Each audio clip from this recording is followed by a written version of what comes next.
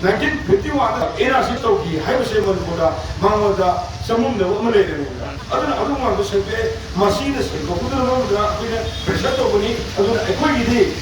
sensasi makoina lot ore na ka postpone tore haiwa natta banina ekoi gidi hana la ko ki poto adudu do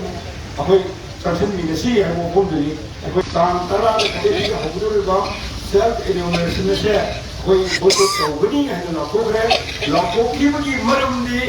कोई ना लाउजरी बा no NRC no census है बनेगा NRC तो दिन census तो बुया रहे बनी एनआरसी हुई तो है हाई एनसी तो क्या है कुछ ब्रेक है मतलब मरम मुझे लाइक होती सेंसस है बाय बुक कोई भी बोल को तो बनी नासी कोई सनी को पोसे प्रेशर तो बसम नहीं अदुना अखोई प्रेशर तो मुचंगि हाने ngasi digi ani hungi mamanga mangu punel mugadi man khangda maya mama अखोई ओदा एक्सपर्ट मया ना हाइबदा हरंगदो नि मान सिसु मान खंगदबा कंडीशन मया उमले नि हाइदरे खुलुमना 1951 एनआरसी तौकी हाइबसे मनपुरा मांगदा समुमदा उमले नि अदुना अदुमा दो सेपे मसीन से को कुदरो दा कुने प्रेशर तो बनी अदुना अखोई गिदी sensasi makoina lot ore na ka postpone tore haiwa natta banina ekoi gidi hana la ko ki poto adudu do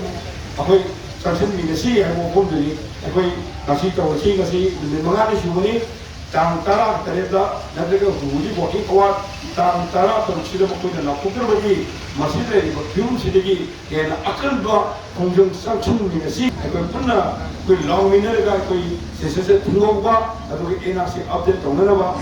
मतलब भी अगर कोई मान है कोई कदा को तुम्हारा लाने खंडे नासी नुजा वारसी सिमिनेसा अमसुल बोम से कांग्रेगा आदा मतलब कमाई तो कदी है कि याना अरो कोई ना खाने गनी हाई ना माइन हाई इनोवेटर से ना सुपरवाइजर सिदो हम ना अपडेट तो करे सरुप याबी करो करे को सरुप याबता गदी मतलब कोई मतलब कोई को ꯊꯦꯡꯅꯒꯅꯤ ꯍꯥꯏꯕ ꯄꯣꯠꯁꯤ ꯃꯅꯤꯄꯨꯔꯒꯤ ꯃꯤꯌꯥꯝꯗ ꯑꯃꯗꯤ ꯉꯁꯤ ꯎꯕꯤꯔꯤꯕ ꯃꯌꯥꯝꯒꯤ ꯃꯌꯥꯝ ꯃꯃꯥꯡꯗ ꯃꯌꯥꯝꯒꯤ ꯃꯣꯠ ꯆꯦꯟꯖꯔꯒ